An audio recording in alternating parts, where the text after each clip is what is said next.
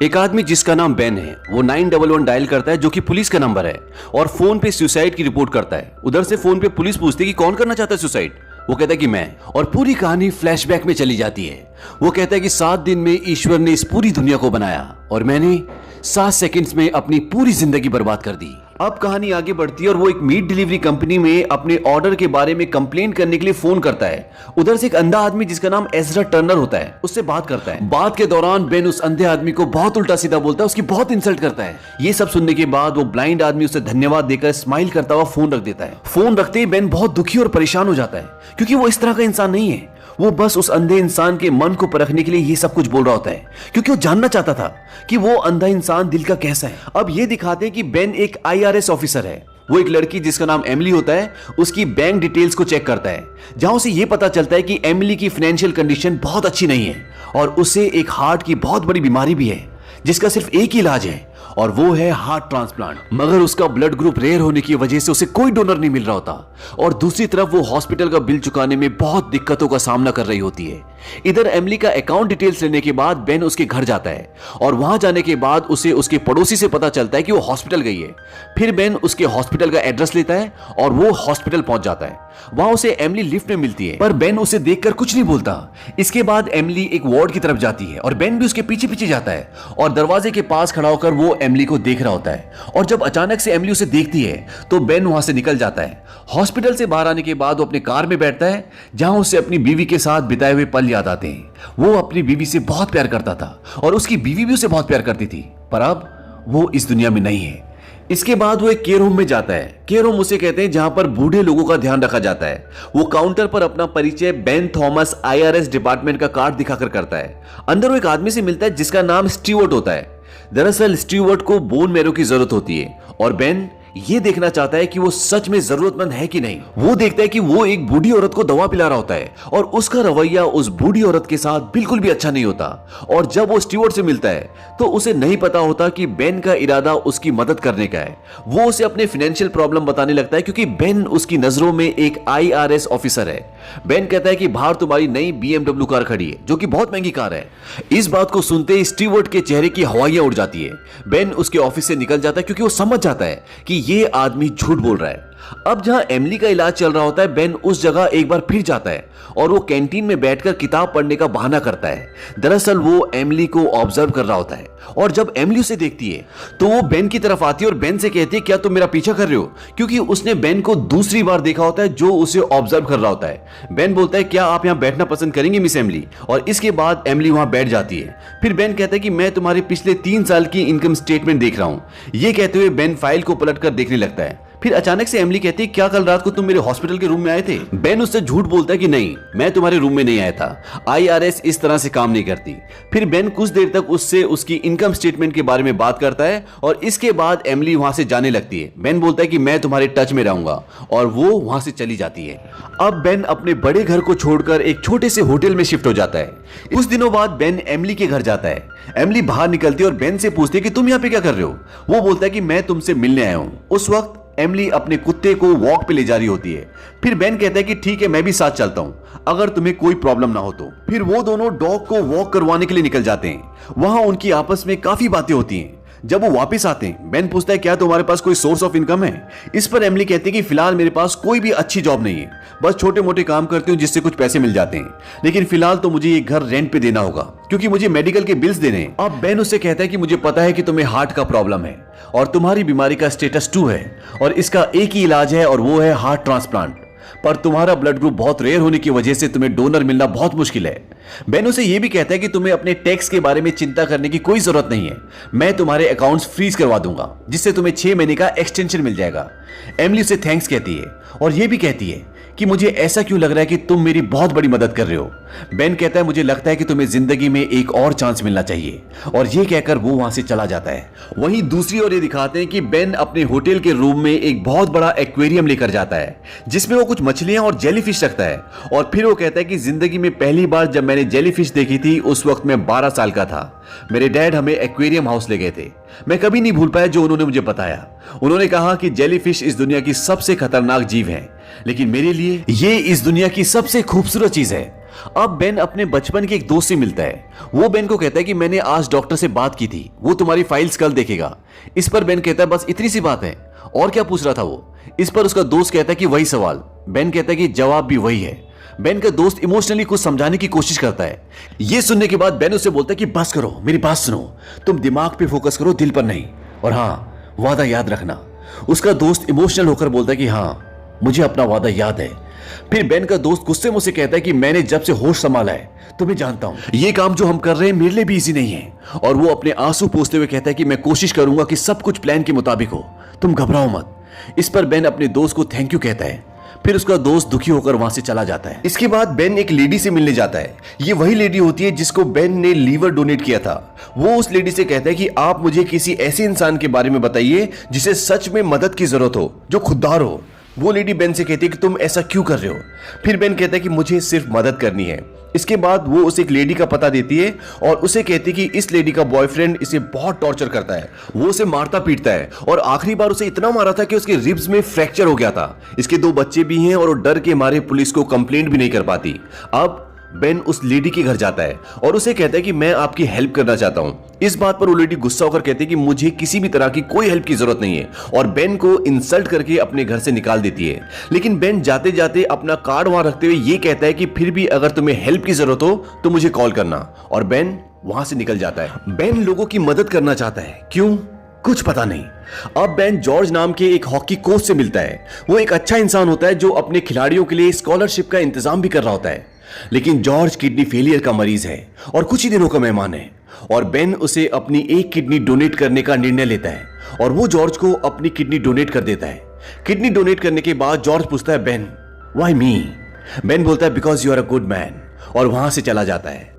एक दिन एमिली जब अपने डॉग को वॉक करवा के वापस घर आती है तो बेहोश हो जाती है, और उसके पड़ोसी उसे हॉस्पिटल में एडमिट करवा देते हैं। हॉस्पिटल में एडमिट होने के बाद वो बेन को फोन करती है, उससे बातें करती हैं, और बातों ही बातों में उससे कहती है कि मुझे कोई कहानी सुनाओ ना। और वो ऐसा इसलिए बोलती है क्योंकि वो जानती है कि बेन एक अच्छा इंसान है, वो उसके लिए फिक्रमंद है, और कहीं ना कहीं वो बेन से इमोशनली कनेक्ट हो चुकी है। अब बेन उसे फोन पर कहानी सुनाना शुरू करता है, और वो कहानी सुनाते सुनाते हॉस्पिटल पहुंच जाता है, और वो देखता है कि एमिली सो चुकी है, और बेन चेयर पर बैठकर उसे देखते देखते सो जाता है। सुबह जब एमिली उठती है तो वो देखती है कि सामने बेन चेयर पर बैठा सो रहा होता है। ये देखकर एमिली को बड़ा आश्चर्य होता है, क्योंकि उसे नहीं पता होता कि बेन भी हॉस्पिटल में है। वो बेन को जगाती है, और तभी डॉक्टर अंदर आती है, और वो उसे बताती है कि तुम बेहोश इसलिए हो गई थी क्योंकि तुम्हारे दिमाग की ब्लड की सप्लाई बंद हो चुकी थी। इस पर एमिली पूछती है कि मेरे पास अब कितना टाइम बचा है। डॉक्टर कहती है कि 1 महीना या ज्यादा से ज्यादा 6 हफ्ते।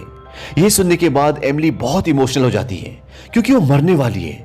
फिर डॉक्टर उसे एक पेजर देती है और कहती है कि जब इसकी लाइट ऑफ हो जाए तो समझ लेना कि तुम्हें कोई डोनर मिल गया है। ये सारी बातें सुनकर अंदर ही अंदर बेन भी काफी इमोशनल हो जाता है। बेन उसे बोलता है कि मैं कैफेटेरिया जा रहा हूँ, तुम्हारे लिए कुछ खाने के लिए ले आता हूँ। लेकिन एमिली बहुत रो रही होती है, उसका हाथ पकड़ती है, बोलती विल यू स्टे, क्या तुम यहाँ पे रुकोगे? बेन कहता है कि हाँ, और बेन वहां पे रुक जाता है। अब कुछ दिनों बाद जब बेन अपने होटल के रूम में होता है तो उसे कॉल आता है, और ये कॉल उसी लेडी का होता है जिसका बॉयफ्रेंड उसे मारता है और जिसकी हेल्प करने के लिए वो उसके घर गया था। इसके बाद वो बेन से मिलने आती है। फिर बेन उसे बोलता है कि तुम्हारे बच्चे बहुत मासूम हैं और वो अच्छी जिंदगी डिजर्व करते हैं और तुम्हें नई जिंदगी की शुरुआत करनी चाहिए थी। और वो उसे एक एनवेलप देता है, चाबी देता है, और उसे कहता है कि तुम इस पते पे जाओ और अपनी जिंदगी की नई शुरुआत करो। और जब वो वहां पे पहुंचती है तो वो देखती है कि समंदर के किनारे एक आलीशान घर होता है, और ये वो घर होता है जहां पे बेन ने अपनी बीवी के साथ बहुत सारे सपने देखे थे, और आज बेन ने अपने सारे सपने उस लेडी को दे दिए। वहीं दूसरी तरफ ये दिखाते हैं कि एमिली अब हॉस्पिटल से डिस्चार्ज हो गई है और बेन उसे हॉस्पिटल लेने जाता है। एमिली बेन के बारे में जानना चाहती है, पर बेन इस बारे में कोई बात नहीं करना चाहता। इस बात से एमिली नाराज हो जाती है। अब अगले दिन बेन उसके घर जाता है और वो एक बहुत खूबसूरत जगह वॉक करने के लिए जाते हैं। हालांकि एमिली बेन के बारे में कुछ भी नहीं जानती, लेकिन कहीं ना कहीं वो उसे पसंद करने लगती है। अब बेन और एमिली एक जगह बैठ जाते हैं। एमिली बेन को बोलती कि मैं वो सब करना चाहती हूँ जो मेरा मन है, मैं दौड़ना चाहती हूँ और हर चीज को महसूस करना चाहती हूँ, मैं पूरी दुनिया घूमना चाहती हूँ। और सच तो ये है कि एमिली मरने वाली है।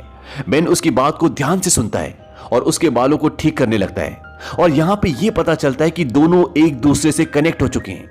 और बेन जैसे उसे खामोशी से ये कह रहा हो कि मैं सब ठीक कर दूंगा, अब बेन इसके बाद एक हॉस्पिटल जाता है जहां एक बच्चे को बोन मैरो की जरूरत होती है और बेन उसे अपना बोन मैरो डोनेट कर देता है। डॉक्टर उसे बोलता है कि यू आर अ ब्रेव गाय, क्योंकि बोन मैरो देने में बहुत पेन होता है और बेन इस दर्द को सह रहा होता है। इससे पहले भी बेन स्टीवर्ट नाम के एक आदमी को अपना बोन मैरो डोनेट करना चाहता था, पर वो एक अच्छा इंसान नहीं था, इसीलिए बेन ने उसे अपना बोन मैरो नहीं दिया। अगले दिन बेन को एमिली का कॉल आता है और वो उसे डिनर पे इनवाइट करती है। बेन एमिली के घर डिनर के लिए जाता है, वो दोनों डिनर करते हैं, डांस करते हैं और इसके बाद बेन उसे उसके स्टोर रूम में ले जाता है जहां उसने एमिली की वो प्रिंटिंग मशीन ठीक कर दी होती है जिसे कोई भी मैकेनिक ठीक नहीं कर पाया था और वो उसके पिता की निशानी होती है। एमिली मशीन को चलता हुआ देखकर इतनी खुश हो जाती है कि वो बेन के गले लग जाती है और वो एक दूसरे को किस करते हैं और कुछ पलों के लिए वो दोनों अपने गमों को भूलकर एक दूसरे में खो जाते हैं। इसके बाद बेन भागता हुआ अपनी कार की तरफ वो गिफ्ट लेने के लिए जाता है जो वो एमिली के लिए लाया होता है। तभी वहां बेन का भाई पहुंच जाता है। बेन को देखते हुए उस पर चिल्लाता है, कहता है कि तुम कहां रह रहे हो टिम, मैं कब से तुमसे मिलने की और बात करने की कोशिश कर रहा हूं। बेन बोलता है कि अभी तुम जाओ, मैं कल तुमसे मिलूंगा। बेन का भाई कहता है जो काम तुम कर रहे हो वो इलीगल है, मुझे मेरा कार्ड वापस चाहिए। बेन उसका आई कार्ड उसे वापस कर देता है और यहां पर यह पता चलता है कि IRS ऑफिसर बेन नहीं बल्कि उसका भाई है। और सबसे बड़ी बात है कि बेन का असली नाम टिम होता है और बेन उसके भाई का नाम होता है और टिम IRS ऑफिसर नहीं बल्कि MIT से पास आउट एक बहुत बड़ा इंजीनियर होता है। वो नकली IRS ऑफिसर इसलिए बनता है ताकि वो जिन लोगों की मदद करना चाहता है उनके बारे में इंफॉर्मेशन कलेक्ट कर सके। इसके बाद बेन जो कि असल में टिम है वो एमिली के पास जाता है। एमिली और वो एक दूसरे को बहुत प्यार करते हैं और उन दोनों के बीच में संभोग होता है। इसके बाद एमिली सो जाती है और बेन की नजर उस पेजर पे पड़ती है जो डॉक्टर ने उसे दिया था और ये बोला था कि जिस दिन इस पेजर की लाइट बंद हो जाएगी तो समझ लेना कि तुम्हें डोनर मिल गया। ये याद आते टिम बेचैन हो जाता है और वो भागता हुआ हॉस्पिटल जाता है और एमिली की डॉक्टर से पूछता है कि डोनर मिलने के कितने चांसेस हैं। वो बोलती कि 3 to 5%, मतलब ऑलमोस्ट ना। ये सुनने के बाद टिम वहां से बाहर आता है और वो अपने दोस्त को फोन करके बोलता है कि तुम्हें अपना वादा याद है ना। उसका दोस्त बोलता है कि हाँ मुझे याद है। टिम कहता है कि वो वादा पूरा करने का वक्त आ गया है और टिम अपने दोस्त को आई लव यू बोलकर फोन काट देता है। उधर उसका दोस्त भी रोने लगता है। इसके बाद टिम अपने होटल रूम में जाता है और उस अंधे आदमी को फोन करता है जिससे कहानी की शुरुआत में उसने फोन करके ये जानने के लिए बदतमीजी की थी कि वो इंसान कैसा है। टिम उससे माफी मांगता है। इस पर वो अंधा आदमी कहता है कि आखिर तुम ऐसा क्यों कर रहे हो। टिम कहता है कि मैं तुम्हें एक गिफ्ट देना चाहता हूं, मेरी बात ध्यान से सुनो। अभी थोड़ी देर में तुम्हारे पास एक आदमी का फोन आएगा और वो जो कुछ भी कहे तुम उसकी बात मान लेना। और टिम फोन कट कर देता है। फोन कट करने के बाद टिम बाथ टब को बर्फ से भर देता है। अब कहानी उस जगह पे आती है जहां से शुरू हुई थी, जहां पर वो पुलिस को अपने सुसाइड की खबर देता है और बोलता है कि मैं सुसाइड करने वाला हूं और अपना पता देकर फोन कट कर देता है। अब सवाल ये उठता है कि टिम ऐसा क्यों कर रहा है।